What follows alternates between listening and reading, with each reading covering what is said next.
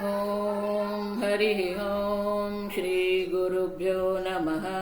हरिः ॐ पार्थाय प्रतिबोधितां भगवता नारायणेन स्वयं व्यासेन ग्रथितां पुराणमुनिना मध्ये महाभारतम् अद्वैतामृतवर्षिणीं भगवतीम् अष्टादशाध्यायिनीम् अम्ब त्वामनुसन्दधामि भगवद्गीते भवद्वेषिणीम्। नमोऽस्तु ते व्यासविशालबुद्धे उल्लारविन्दायतपत्रनेत्र येन त्वया भारततैलपूर्णः प्रज्वालितो ज्ञानमय प्रदीपः प्रपन्नपारिजाताय स्तोत्रवेत्रैकपाणये ज्ञानमुद्राय कृष्णाय गीतामृतदुहे नमः। सर्वोपनिषदो गावः दुग्धा गोपालनन्दनः पार्थो वत्स सुधीर्भोक्ता दुग्धं गीतामृतं महद। वसुदेवसुतं देवं कंसचाणूरमर्दनं देवकी परमानन्दं कृष्णं वन्दे जगद्गुरुं। भीष्म द्रोण तथा जयद्रथजला गान्धारनीलोत्पला शल्यग्राहवती कृपेण वहने कर्णेन वेलाकुला। अश्वत्थामविकर्णघोरमकरा दुर्योधनावर्तिनी सोत्तीर्णा खलु पाण्डवैरणनदी कैवर्तकः केशवः। पाराशर्यवचः सरोजममलं गीतार्थगन्धोत्कटं नानाख्यानककेसरं हरिकथा सम्बोधनाबोधितम्। लोके सज्जन षट्पदैरहरः पेपीयमानं मुदा भूयाद्भारत पङ्कजं कलिमल प्रध्वंसिन श्रेयसे। मूकं करोति वाचालं पङ्गुं लङ्घयते गिरिं यत्कृपातमहं वन्दे परमानन्दमाधवम्। यं ब्रह्मा वरुणेन्द्ररुद्रमरुतः स्तुन्वन्ति दिव्यैस्तवैः वेदैः साङ्गपदक्रमोपनिषदैः गायन्ति यं सामगाः। ध्यानावस्थिततद्गतेन मनसा पश्यन्ति यं योगिनः यस्यान्तन्न विदुः सुरासुरगणाः देवाय तस्मै नमः। ॐ सहना भवतु सहनौ भुनक्तु सह वीर्यं करवावहै तेजस्विनावधीतमस्तु मा विद्विषावहै। ॐ शान्ति शान्ति शान्तिः। सर्वभूतेषु येनैकं भावमव्ययमीक्षते अविभक्तं विभक्तेषु तज्ज्ञानं विद्धि सात्विकम्। सर्वभूतेषु येन एकं भावम् अव्ययमीक्षते। સર્વભૂતોમાં એક જ અવ્યય ભાવમ વસ્તુ, એક જ આત્મ વસ્તુ છે. આ શરીરમ શરીરેષુ, સર્વ શરીરોમાં આ આત્મા અશરીર છે. સર્વ અનિત્ય વસ્તુઓમાં એ નિત્ય આત્મા છે. તમ ચ ભાવમ અવિભક્તમ પ્રતિદેહમ વિભક્તેષુ દેહ ભેદેષુ ન વિભક્તમ તદ્વત. અનેક દેહોને કારણે જાણે કે પેલો આત્મા વિભાજિત થઈ ગયો હો એમ દેખાય છે. સવારે આપણે જોઈએ છે કે એક આકાશ જ છે પણ અનેક ઘડાને કારણે જાણે કે અનેક ઘટાકાશ હોય એવું દેખાય છે. અને એટલે ભગવાન કહે છે અવિભક્તમ વિભક્તેષુ, વિભક્ત દેખાતો હોવા છતાં પણ આગળ પણ ભગવાન 13મા અધ્યાયમાં કહી ગયા સર્વ ક્ષેત્રેષુ ભારત ક્ષેત્રજ્ઞમ ચાપી મામ વિદ્ધિ. સર્વ ક્ષેત્ર સર્વ શરીરોમાં એક જ આત્મા છે જે ક્ષેત્રજ્ઞ છે, એક જ છે. ક્ષેત્રજ્ઞની અનેકતા નથી, જો સમજ. અને એટલે કે છે યેન જ્ઞાનેન પશ્યતિ સર્વભૂતેષુ યેન એકમ ભાવ. યેન એટલે કે યેન જ્ઞાનેન, જે જ્ઞાનને કારણે આ સર્વમાં એક અદ્વિતીય તત્વના દર્શન કરવામાં આવે છે, એ જ્ઞાન જો સમજો. આગળ કહ્યું યેન એકમ ભાવમ ઈક્ષતે, જેને કારણે, જે જ્ઞાનને કારણે એક અદ્વિતીય આત્મ તત્વના દર્શન કરવામાં આવે છે, જે સર્વ વિભક્ત અનેક દેહોમાં વિભક્ત થયેલો દેખાતો હોવા છતાં પણ અવિભક્ત જે છે. આત્માના વસ્તુ વ્યોમવદ નિરંતરમ ઇત્યર્થ. આત્મા સમાન એક અદ્વિતીય તત્વ જે છે નિરંતર છે. વ્યોમવત તજ્ઞાનમ અદ્વૈત આત્મદર્શનમ સાત્વિકમ સમ્યક દર્શનમ. તો કે આવું એક અદ્વિતીય આત્માનું જે જ્ઞાન જે છે, આત્મ તત્વના દર્શન છે, એ ક્યારે થઈ શકે? એટલે અન્ય ટીકાકાર કહે છે, શંકરાચાર્ય એ બહુ કહેતા નથી, આગળ બધી જ ચર્ચા કરી ગયા આપણે. આદૌ બહુજન્મભિ સત્વવૃત્ત્યા સર્વકર્મ ફળ પરિત્યાગ પૂર્વકમ ઈશ્વરાર્પણ બુદ્ધ્યા સમ અનુષ્ઠિત સાત્વિક કર્મ. આગળ પૂર્વ અનેક જન્મોમાં સર્વ કર્મ ફળનો ત્યાગ કરીને સાત્વિક કર્મ જ્યારે કરવામાં આવે, સાત્વિક બુદ્ધિથી સાત્વિક કર્મ જ્યારે સારી રીતે એનું અનુષ્ઠાન કરવામાં આવે, સમુત્પાદિતમ યત શુદ્ધ સત્વમ સકૃત શ્રવણ માત્રેણ,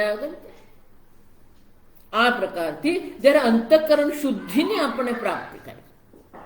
આમ અનેક જન્મોમાં નિષ્કામ ભાવથી આપણે જે કર્મ કરતા આવ્યા, એ કર્મના ફળ રૂપે આપણે અંતઃકરણ શુદ્ધિની પ્રાપ્તિ થાય છે.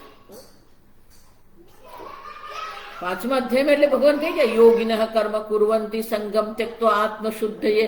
કર્મ કે કર્મ ફળ પ્રત્યેનો કોઈ પણ પ્રકારનો સંગ આસક્તિનો ત્યાગ કરીને આ યોગી કર્મ કરી રહ્યો છે. શાના માટે? આત્મશુદ્ધયે, અંતઃકરણ શુદ્ધિ માટે એ કર્મ કરી રહ્યો છે. જો અને જેનું અંતઃકરણ શુદ્ધ થઈ ગયું, આહાર શુદ્ધે સત્વ શુદ્ધિ, સત્વ શુદ્ધે ધ્રુવા સ્મૃતિ. દ્રઢ જ્ઞાન ક્યારે થશે? જ્યારે આપણે શ્રવણ કરીએ છીએ ત્યારે તો આપણે બધું બરાબર જ લાગે છે. હા, એક જ આત્મા સર્વમાં છે. બુદ્ધિની દ્રષ્ટિએ, તર્કની દ્રષ્ટિએ સમજાય જ જાય છે. પણ જ્યાં સુધી સંપૂર્ણ અંતઃકરણની તૈયારી નથી, અંતઃકરણનું નિર્માણ નથી, ત્યાં સુધી આ જ્ઞાન શક્ય જ નથી. અને એટલે અનેક જન્મમાં આ પ્રકારથી આપણે નિષ્કામ ભાવથી જે કર્મ કર્યા, અંતઃકરણ શુદ્ધિની પ્રાપ્ત કરી, તો પછી શું થશે? શુદ્ધ સત્વમ સકૃત શ્રવણ માત્રેણ તત્વ અવધારણ શક્તમ તસ્માદ ઉત્પન્નસ્ય આત્મ એકત્વ દર્શન લક્ષણ. આ પ્રકારથી એ તત્વ પ્રત્યે આપણો નિશ્ચય થશે. તત્વ અવધારણ. જો એટલે હું તમને ભગવદ્ ગીતા તો કહે છે કે તમે એક અદ્વિતીય આત્મા તત્વ છો. ભગવાન પણ કહી રહ્યા છે, ગુરુ પણ કહી રહ્યા છે, પણ નિશ્ચય તો તમારો છે ને. તત્વ અવધારણ. એ તત્વ અવધારણ શક્તમ, એ તત્વના અવધારણની શક્તિ, સામર્થ્ય આપણામાં ક્યારે આવશે? પૂર્ણતઃ જ્યારે આપણે ધર્મનું અનુસરણ કરી રહ્યા છે. યદા તે મોહ કલિલમ બુદ્ધિર્વ્યતિતરિષ્યતે. ભગવાન ત્યાં આગળ બીજા અધ્યાયમાં કહી ગયા, જ્યાં સુધી આ તારા બુદ્ધિમાં મોહરૂપી મલિનતા જે રહી છે, એની જ્યાં સુધી નિવૃત્તિ થતી નથી.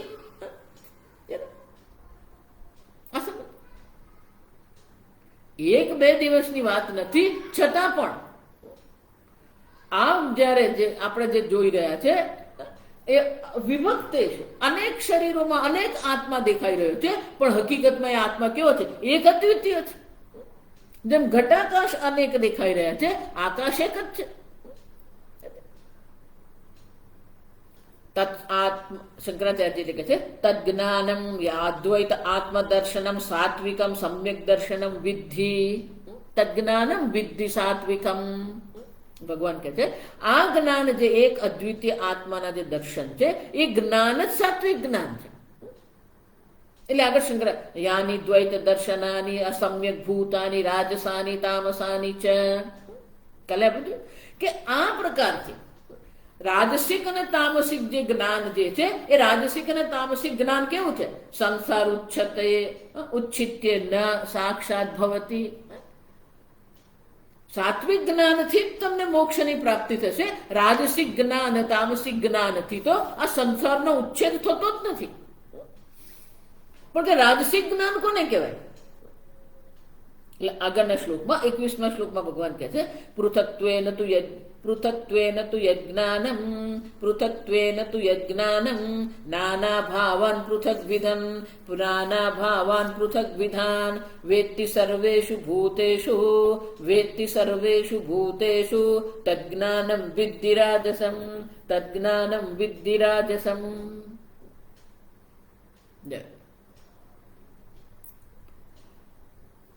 પૃથક્ત્વેન તુ યજ્ઞાનમ નાના ભાવાન પૃથગ્વિધાન.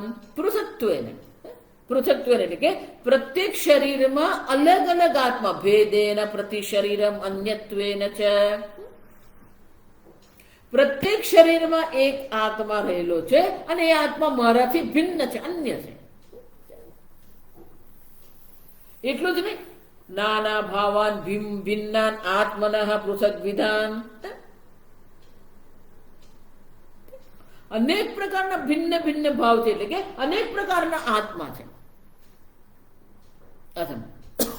અનેક આત્મા છે એટલું જ નહીં, પણ અનેક આત્માની સાથે સાથે અનેક પ્રકારના આત્મા જે છે ભિન્ન ભિન્ન શરીરમાં ભિન્ન ભિન્ન પ્રકારે આત્મા આપણે જોઈએ છે.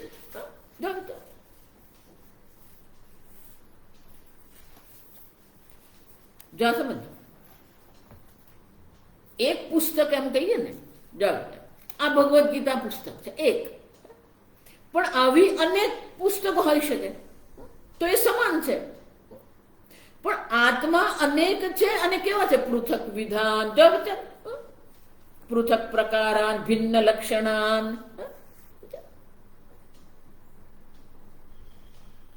આત્મા અનેક છે એટલું જ નહીં, પણ એ આત્મામાં પણ અનેકતા છે. પૃથક વિધાન, આ કૂતરાનો આત્મા છે, આ બિલાડીનો આત્મા છે, હાથીનો આત્મા છે, મનુષ્યનો આત્મા છે, ઇન્દ્રનો આત્મા છે. જો વિચાર, આત્મનઃ પૃથક પ્રકારાન ભિન્ન લક્ષણાન.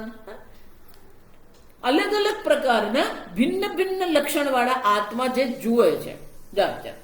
વેત્તિ સર્વેષુ ભૂતેષુ.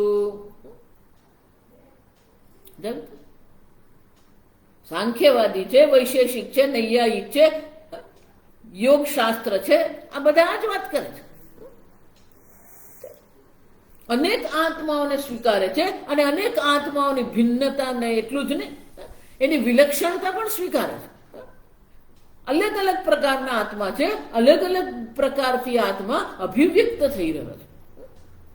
એ આત્માના અનેક લક્ષણો છે.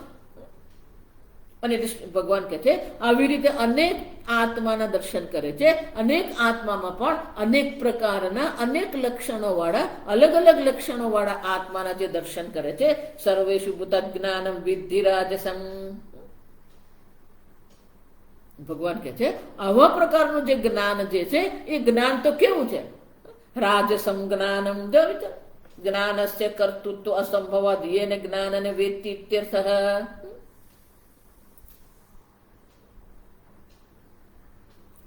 તો કે યેન જ્ઞાનેન સમજો. શંકરાચાર્ય કહે છે યજ્ઞાનમ વેત્તિ, જે જ્ઞાનને એ જાણે છે. જો સમજો, તો કે જ્ઞાન એટલે જ જાણવું. જ્ઞાનનો અર્થ જ થાય જાણવું. તો જ્ઞાનમ વેત્તિ એવું શું કામ? યજ્ઞાનમ વેત્તિ. જો વિચાર, જ્ઞાનમ વેત્તિ જે વાક્ય કહેવામાં આવ્યું, એટલે શંકરાચાર્ય કહે છે જ્ઞાનસ્ય કર્તૃત્વ અસંભવાદ યેન જ્ઞાનને વેત્તિ ઇત્યર્થઃ. જે જ્ઞાન દ્વારા એ દર્શન કરે છે.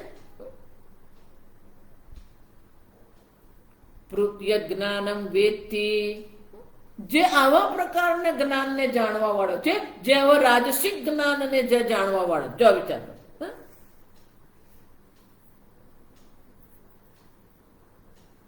તો આવું જે જ્ઞાન છે એ જ્ઞાનને તું શું જાણ? રાજસમ જ્ઞાનમ વેત્તિ.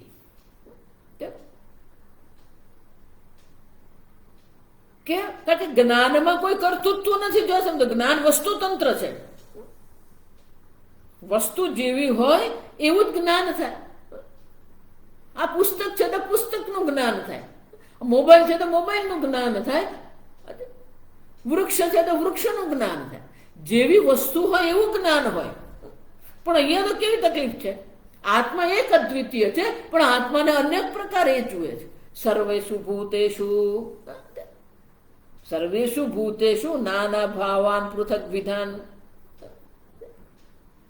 અનેક પૃથકત્વ એટલે કે અનેકતા આત્મામાં જે જુએ છે સર્વભૂતોમાં. તજ્ઞાનમ વિદ્ધિ રાજસમ રજો નિર્વૃત્તમ. આવું જે જ્ઞાન જે છે એ જ્ઞાન ક્યાંથી ઉત્પન્ન થયું? જો સમજ. એટલે શંકરાચાર્યજી કહે છે આવું જે જ્ઞાન જે છે, આવા પ્રકારનું જે રાજસિક જ્ઞાન જેને આપણે કહીએ છીએ, એ રાજસિક જ્ઞાન જે છે રજો નિર્વૃત્તમ, શંકરાચાર્યજી એને રાજસિક કેમ કહેવામાં આવે છે? કારણ કે રજો ગુણથી ઉત્પન્ન થયું છે. રજો ગુણથી ઉત્પન્ન થયું હોવાથી એને આપણે રાજસિક જ્ઞાન કહીએ છીએ. અનેકતાના દર્શન. રજો નિર્વૃત્તમ, રજો ગુણથી ઉત્પન્ન થયેલું જે છે, આ રજો ગુણથી ઉત્પન્ન થયેલા જ્ઞાનને રાજસિક જ્ઞાન કહેવામાં આવે છે, જેમાં અનેક શરીરના દર્શન કરવામાં જાય. તો કે તામસિક જ્ઞાન કોને કહેવામાં આવે? લાગે યત્તુ કૃષ્ણવદ એકસ્મિન કાર્યે સક્તમ હૈતુકમ, કાર્યે સક્તમ હૈતુકમ, અતત્વાર્થવદલ્પમ ચ તત્તામસમુદાહૃતમ. યત્તુ કૃષ્ણવદેકસ્મિન કાર્યે સક્તમ અહૈતુકમ. બહુ સુંદર. એક અલ્પ જે જ્ઞાન છે, અલ્પ આત્મા જે માની રહ્યો છે એને જ એ પૂર્ણ માને. અલ્પમાં જ જે પૂર્ણતાના દર્શન કરે. જો સમજો, કૃષ્ણવદ એટલે કે પૂર્ણત્વ. અલ્પમાં જ જે પૂર્ણત્વના દર્શન કરે છે. કાર્ય સક્તમ અહૈતુકમ, વિના કારણ જેમાં એ આસક્ત થઈને બેઠે છે. એટલું જ નહીં, અતત્વાર્થવત, એનું કોઈ તત્વ નથી, એનું કોઈ સત્યતા છે જ નહીં. સતત તામસમુચ્યતે, એને તામસિક જ્ઞાન કહેવાય. શંકરાચાર્ય કહે છે યત્તુ જ્ઞાનમ કૃષ્ણવ સમસ્તવત સર્વ વિષયમ એવ એકસ્મિન કાર્ય દેહે. એક જ દેહમાં એ પૂર્ણ આત્મા માની લે છે, એક જ મૂર્તિમાં. દેહે બહિ વા પ્રતિમાદૌ સક્તમ એતાવાન એવ આત્મા ઈશ્વર વાન અતઃ પરમસ્થિ. એક જ શરીરમાં આત્માને માને છે, આનાથી ભિન્ન બીજો કોઈ આત્મા છે જ નહીં. ક્યાં તો આ શરીરને જ આત્મા માનીને ચાલી રહ્યો છે, ક્યાં તો એક ભગવાનની પ્રતિમા છે એને જ ઈશ્વર માનીને ચાલે. જો એટલે હું તમને કહું, કૃષ્ણ ભગવાન ઈશ્વર છે, પણ ઈશ્વર કૃષ્ણ માત્ર નથી. આજકાલ જે ચાલી રહ્યું છે, પેલું ગુરુને જ ભગવાન માનીને ચાલે, એકને જ. આ પ્રકારના જે વિચારો જે છે, આવા પ્રકારના વિચારોને શું કહેવાય? શંકરાચાર્ય કહે છે યથા નગ્ન ક્ષપણકાદિનામ. હું નથી કે ત્યાં સમજો, નગ્ન ક્ષપણકાદિ એટલે કે આ જૈન સંપ્રદાય છે.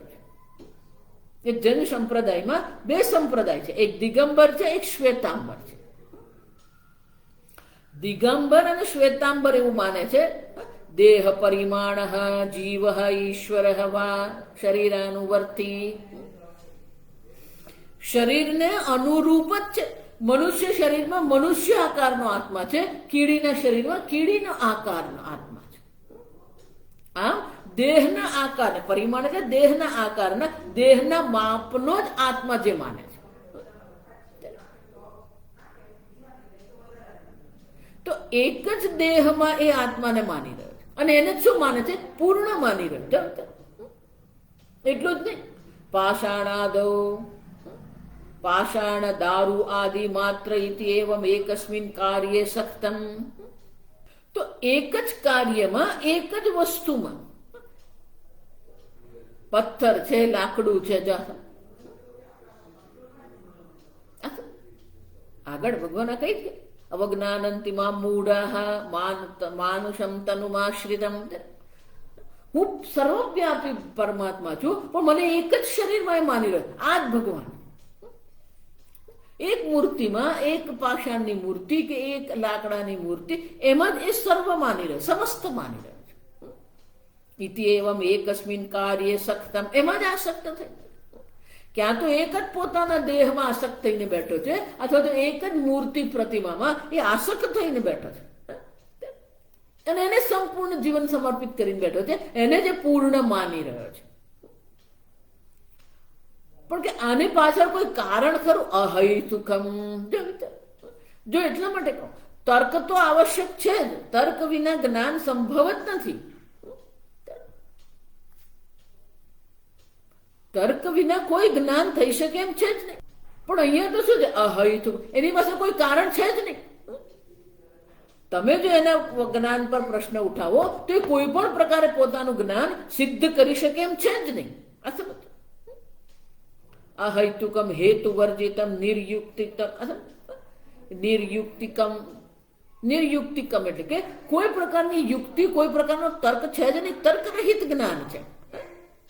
તો તર્ક રહિત એનું જ્ઞાન છે. અતત્વાર્થ યથાભૂત અર્થ તત્વાર્થ સ જ્ઞેયભૂત અસ્તિ. તત્વાર્થ એટલે કોને કહેવાય? યથાભૂત અર્થ તત્વાર્થ, જેવી વસ્તુ છે એવું જ જે જ્ઞાન જે થાય એને તત્વાર્થ કહેવામાં આવે. ન તત્વાર્થવત. આ જ બ્રહ્મ છે, આ ઈશ્વર છે કે આ જ આત્મા છે, એ સિદ્ધ કરવા માટે એની પાસે કોઈ કારણ છે જ નહીં.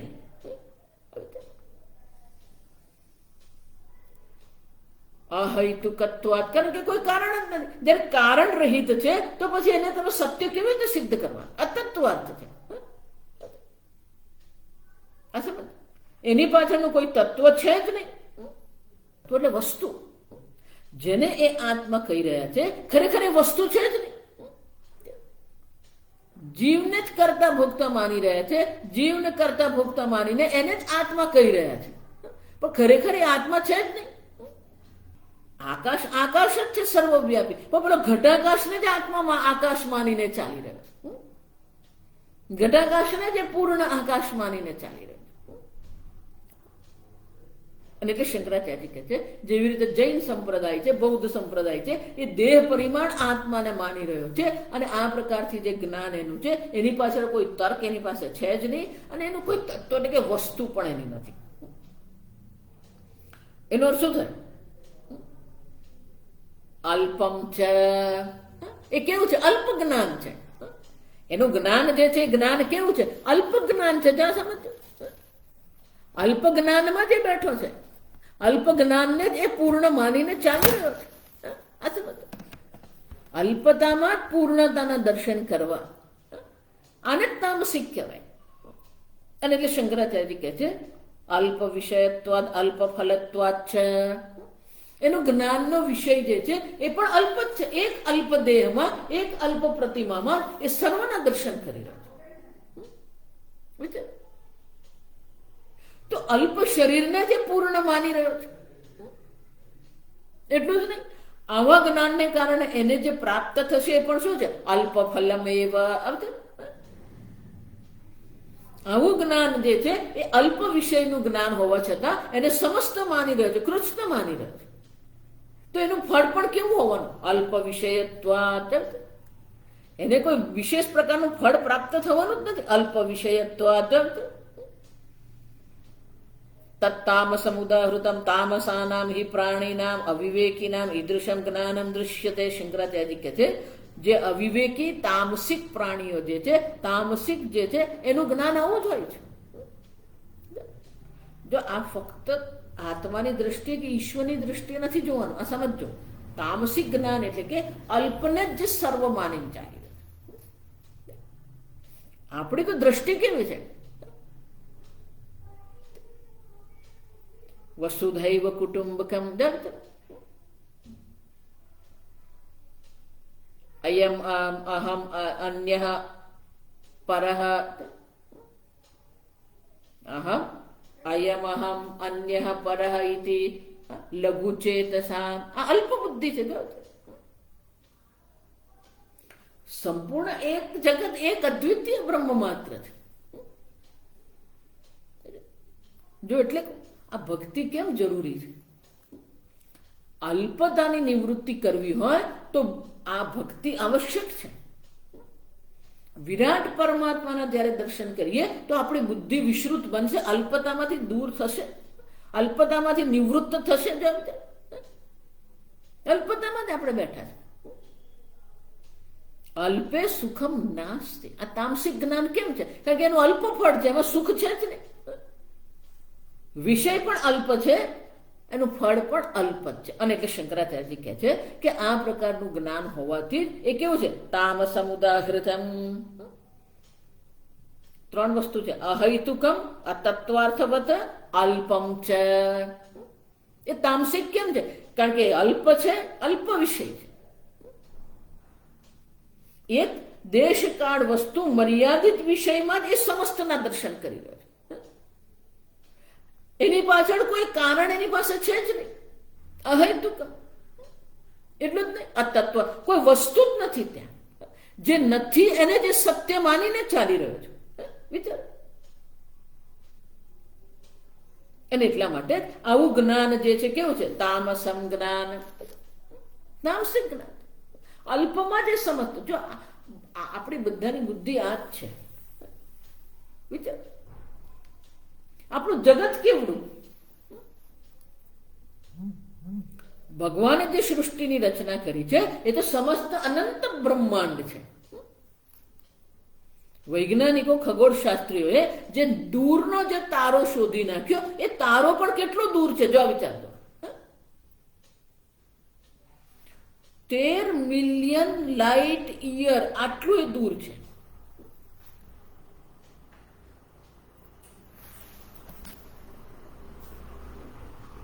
તો આવા વિશાળ બ્રહ્માંડને પણ આપણે શું બનાવી દીધું? આ મારો દેશ, આ મારું રાજ્ય, આ મારો પરિવાર.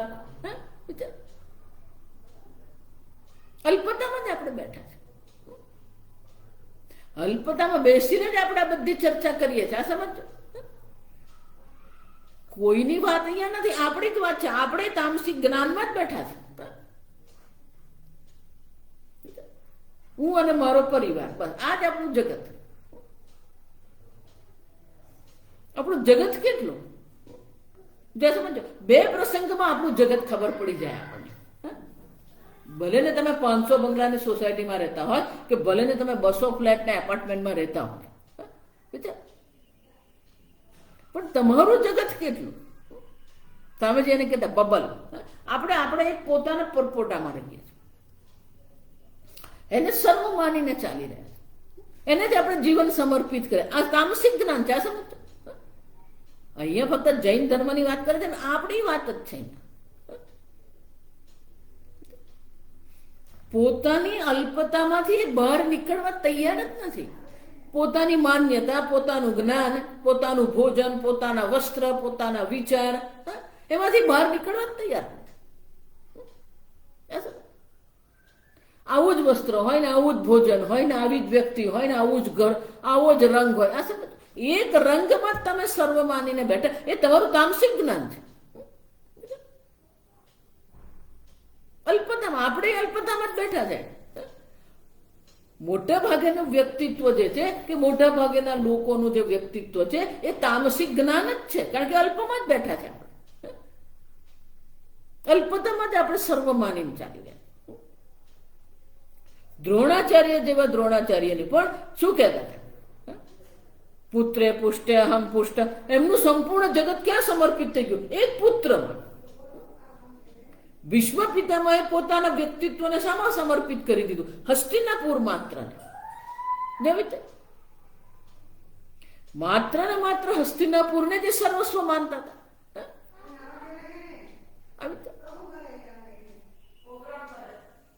તો અલ્પતામાં જ બેઠા છે. આ અમારું શિવધામ જ સર્વસ્વ, અમારું અક્ષરધામ જ સર્વસ્વ, અમારું ગોકુલધામ, તેનો શું છે? અલ્પ. અને એને સર્વસ્વ માનીને જીવન સમર્પિત કરી. જો એટલે હું કઈ નિંદા કરું છું, નિંદા કરવા પાછળ કારણ છે. કેમ? ભગવાન અહીંયા કહી રહ્યા છે એક કારણ. આવા પ્રકારનું જે જ્ઞાન છે, અલ્પને જ જે સમસ્ત માનીને ચાલી રહ્યો છે, એને જ તત્વ માનીને ચાલી રહ્યો છે, એ જ્ઞાન તો તામસિક જ્ઞાન છે. તામસિક જ્ઞાન ક્યારેય તમારું કલ્યાણ કરી શકે એમ છે જ નહીં. અને એટલે શંકરાચાર્ય કહે છે અલ્પ ફલત્વાચ્ચ. એનું ફળ જે તમને મળવાનું છે એ અનંત ફળ તો મળી શકે એમ છે જ નહીં. અલ્પ જ ફળ મળવાનું.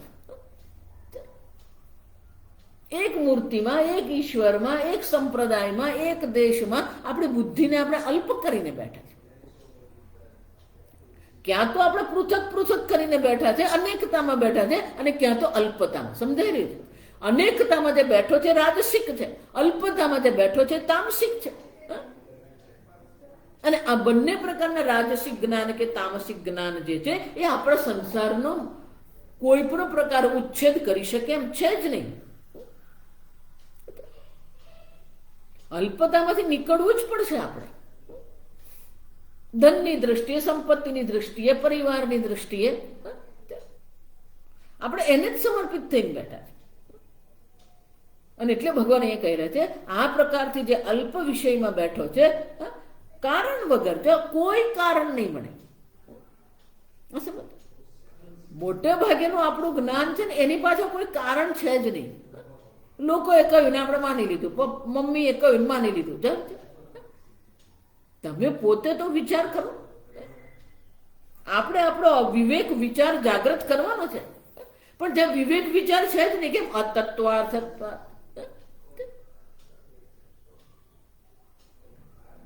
એનો અર્થ શું થયો?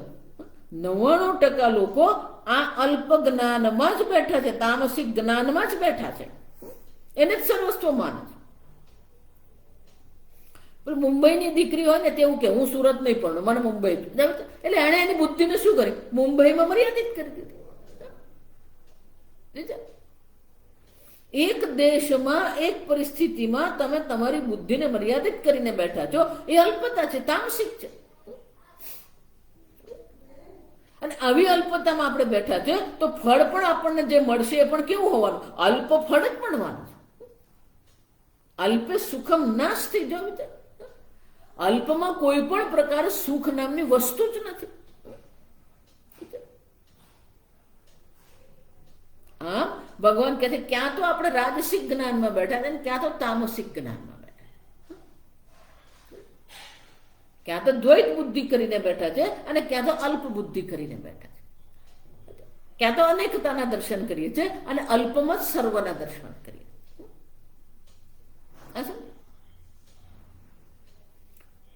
જો એટલે હું તમને કહું, આ પુરાણ વાંચીએ ને તો આપણને ખબર પડે કે અલ્પતા કેવી છે, અનેકતા કેવી છે. અલ્પતાને કારણે જ આપણે દુઃખી થઈ રહ્યા છે. કેમ? કારણ કે તામસિક જ્ઞાન છે. તામસિક જ્ઞાનમાં કોઈ પ્રકારે સુખની કોઈ સંભાવના છે જ નહીં. જ્યાં તામસિક જ્ઞાન છે ત્યાં દુઃખ છે, અલ્પતા છે, અકર્મ છે.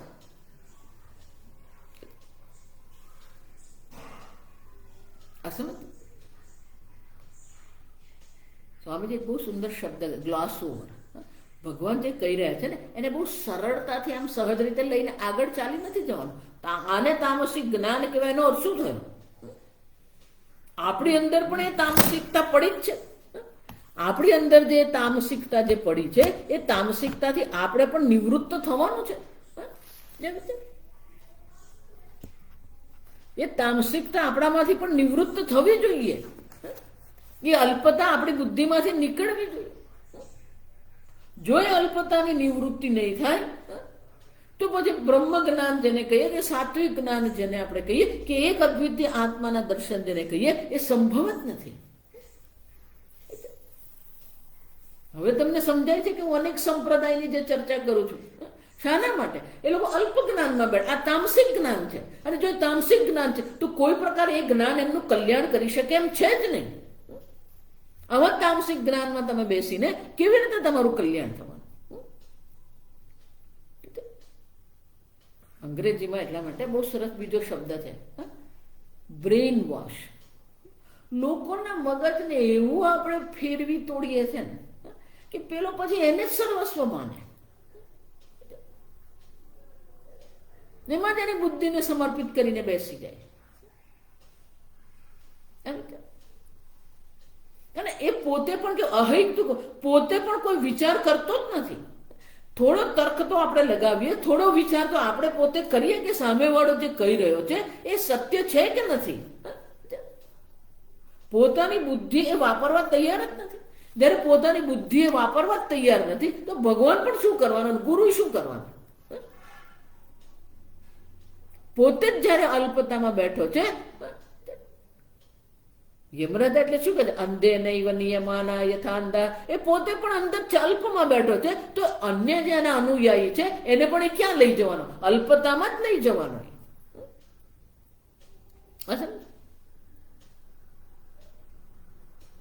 તામસિક જ્ઞાન એટલે કોઈ કારણ નહીં.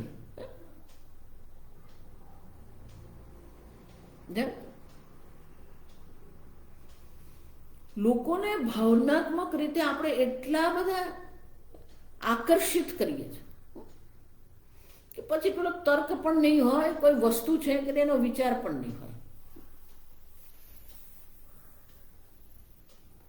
આમ પેલો ભાવનાત્મક જગતમાં પોતે રહે છે અને લોકોને પણ એ ભાવનાત્મક જગતમાં જ રાખે છે. આ બધું ઇમોશનલ બ્લેકમેલિંગ છે. આ સમજો, આ જેટલા બધા સંપ્રદાય બધા ચાલી રહ્યા બધું ઇમોશનલ બ્લેકમેલિંગ. આમ નહીં કરો તો આમ થશે, આમ તો કરવું જ પડે. તું કોણ છે? એવા બ્લેકમેલિંગ કરવામાં આવે. તમે આમ નહીં કરશો તો આમ થઈ જશે. લોકોનું એટલું બધું ઇમોશનલી બ્લેકમેલિંગ કરે અને લોકોને ખબર પડતી જ નથી કે આપણે બ્લેકમેલ થઈએ. એ લોકોને તેમ જ માને કે અમારું કલ્યાણ થયું, અમને આનંદ મળી રહ્યો છે.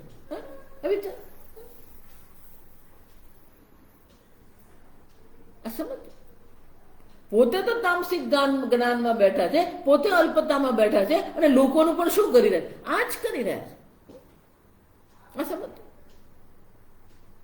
અમે તો વૈષ્ણવ, તમે શૈવ. ના, અમે તો ગણપતિને જ માનીએ છીએ. અલ્પતાની પણ કંઈક હદ હોય.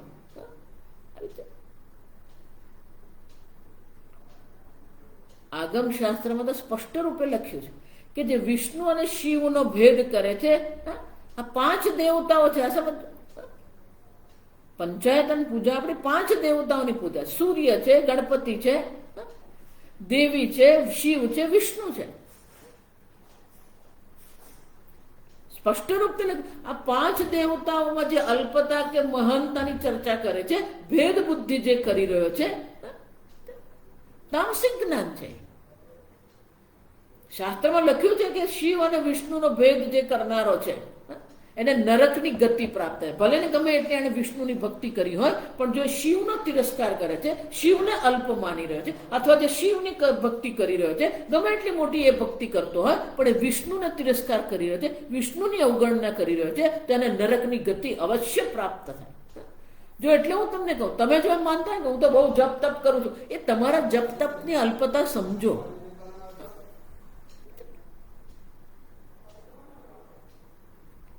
એક જ સંપ્રદાયને એવો પકડીને બેસીએ છીએ. આમ આપણી બુદ્ધિને આપણે શું કરીએ છીએ? અલ્પવત જોયું. અને એની પાછળ કોઈ કારણ તો છે જ ને. અહૈતુકમ, બધું પોતાના મનનો પ્રયોગ, બધું મનથી ઉપજાવી કાઢે.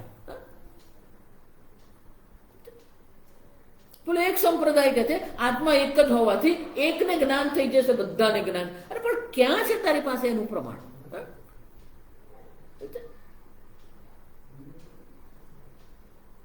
આ સમજ.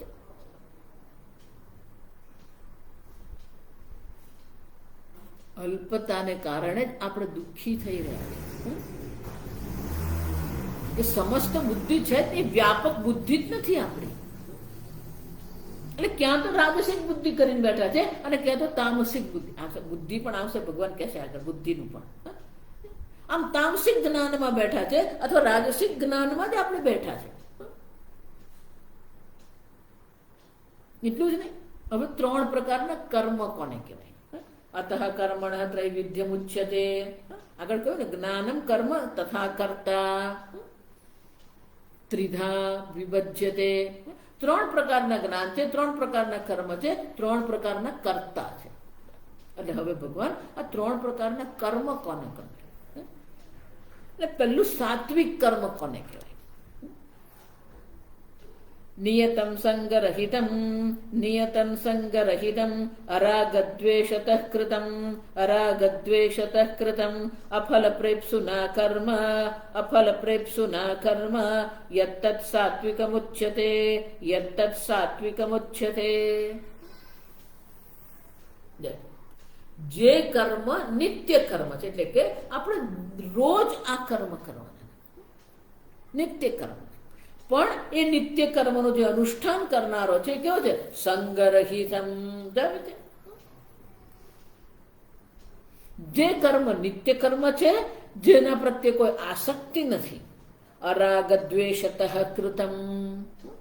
જે રાગદ્વેષના દબાણમાં આવીને કરવામાં આવતું નથી. સંગરહિતમ આસક્તિ વર્જિતમ રાગ પ્રયુક્તેન દ્વેષ પ્રયુક્તેન ચ કૃતમ. ક્યાં તો રાગથી પ્રેરાઈને આપણે કર્મ કરીએ છીએ અને ક્યાં તો દ્વેષથી પ્રેરાઈને આપણે કર્મ કરીએ છીએ. આમ રાગદ્વેષથી પ્રેરાઈને કર્મ જે કરવામાં આવે એને બદલે શું છે? અરાગ દ્વેષ પ્રયુક્તેન. રાગદ્વેષથી પ્રયુક્ત થયા વિના, રાગદ્વેષના દબાણમાં આવ્યા વિના આપણે જે કર્મ કરીએ છીએ. અરાગદ્વેષતઃ કૃતમ. કોઈ રાગ, આપણા કર્મ પાછળનું કારણ કોઈ રાગદ્વેષ નથી, નિત્ય કર્મ છે, કર્તવ્ય કર્મ. આ મારું કર્તવ્ય છે અને એટલા માટે હું કરું છું, એમાં રાગદ્વેષ ક્યાંય નથી. અફલ પ્રેપ્સુના. પ્રેપ્સુ, પ્રેપ્સુ એટલે પ્રાપ્ત કરવાની ઈચ્છા છે. જિજ્ઞાસુ એટલે જ્ઞાનની ઈચ્છા છે, પ્રેપ્સુ એટલે પ્રાપ્ત કરવાની ઈચ્છા. જો આ સમજો.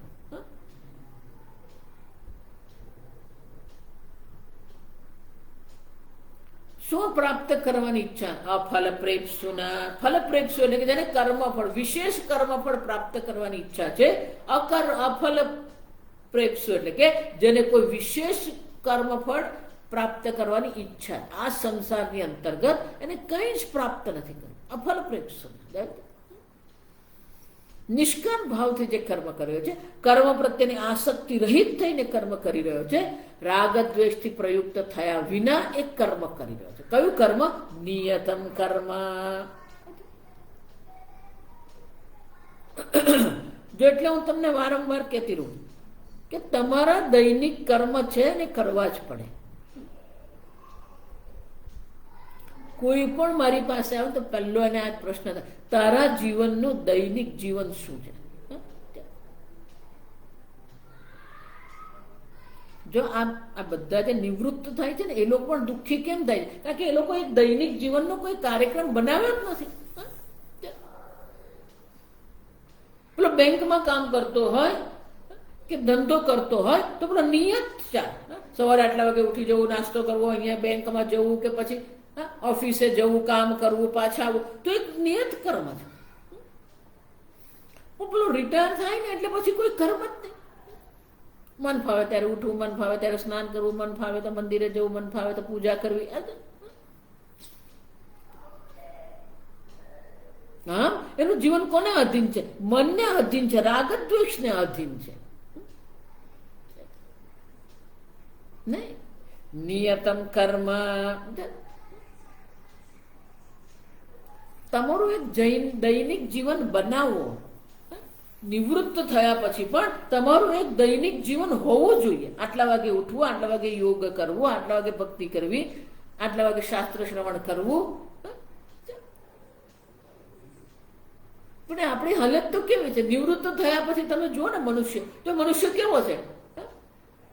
રાગ દ્વેષમાં ચાલી રહ્યો છે. આ કરવું, અહીંયા ગયો, ક્યાં ગયો, પેલું ગયો, આને મળ્યો, આને જ કરે. એટલે શાસ્ત્રમાં એનું દ્રષ્ટાંત આપે. આ શાસ્ત્ર દ્રષ્ટાંત બહુ સરસ આપે કે પેલું સૂકું પાન હોય ને,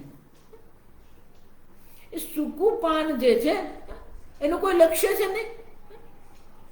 પણ પવન આમ દિશામાં આવે તો આમ ગયો, પવન ઉપર ગયો તો ઉપર ગયો, પવન નીચે લાટ નીચે. નિવૃત્ત જીવન એટલે પેલું સૂકા પાન જેવું છે, ગમે ત્યાં ફટકાઈ જાય, ગમે ત્યાં ભટકાઈ જાય.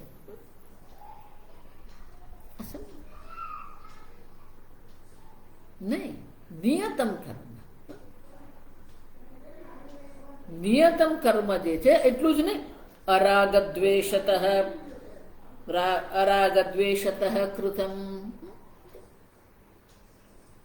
સમજે? નિયત કર્મ જે તમારું છે, જે નિત્ય નૈમિતિક જે કર્મ છે, એ કર્મ જે છે કેવું હોવું જોઈએ? સંગરહિત હોવું જોઈએ, રાગદ્વેષથી પ્રયુક્ત નહીં હોવું જોઈએ, અને વિશેષ કર્મફળની ઈચ્છા રહિત, વિશેષ કર્મફળને પ્રાપ્ત કરવાની ઈચ્છા રહિત જે કર્મ જે છે એ સાત્વિક કર્મ છે. કોઈ કર્મ પ્રત્યે કોઈ આસક્તિ નથી, કોઈ રાગદ્વેષને અધીન થવું નથી. એટલે ભગવાન કહે કે રાગ દ્વેષ વ્યવસ્થિત તયો વશમ ન આગચ્છેત. પહેલું આ જ છે કે આ બધાના વશવર્ત તમે નહીં થાવ. ના, હું તો વિચારીને જ કામ કરું છું, પણ એ વિચાર પાછળ જે તમારા રાગ દ્વેષ છે એનું શું?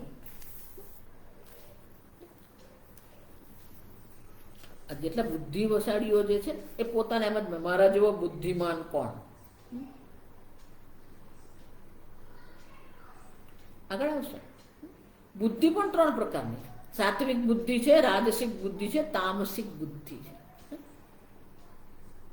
જો બુદ્ધિ જ આપણી તામસિક છે તો આપણા કર્મ પણ કેવા થવાના? તામસિક કર્મ જ થવાના. અને આપણું જ્ઞાન પણ કેવું હોવાનું? તામસિક જ્ઞાન જ હોવાનું. કારણ કે જાનાથી ઈચ્છાથી કર્મ કરો. પેલું જાનાથી જ આપણું બુદ્ધિમાં જ્ઞાન જ આપણું તામસિક જ્ઞાન છે. આપણી બુદ્ધિ તામસિક છે તો આપણા નિર્ણયો પણ કેવા હોવાના? તામસિક જ હોવાના. તો પછી આપણા કર્મ પણ કેવા હોવાના? તામસિક જ હોવાના. પણ જે નિયત કર્મનું અનુષ્ઠાન કરે છે પણ એના મનમાં કોઈ આસક્તિ નથી, રાગ દ્વેષથી પ્રયુક્ત થઈને કરતો નથી,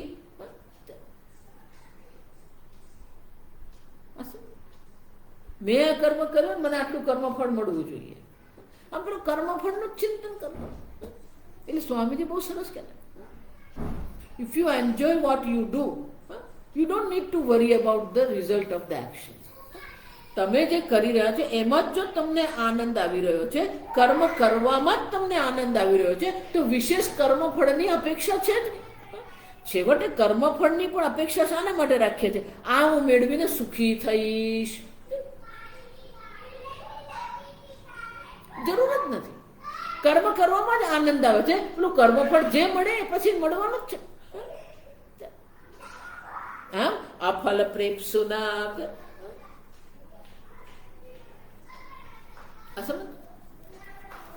કોઈ પણ પ્રકારથી કોઈ પણ પ્રકારે વિશેષ કર્મફળ જે છે, સંગ રહિત થઈને જે કર્મ કરવામાં આવે છે, રાગદ્વેષથી પ્રયુક્ત થઈને જે કર્મ કરવામાં આવતું નથી, એનો શું થયું? રાગદ્વેષથી દબાવવામાં આવીને આપણે કર્મ નથી કરવા. સાત્વિક અમુચ્છેદ, આવું કર્મ જે છે સાત્વિક કર્મ છે. હવે રાજસિક અને તામસિક કોને કહેવાય આપણે આવતીકાલે.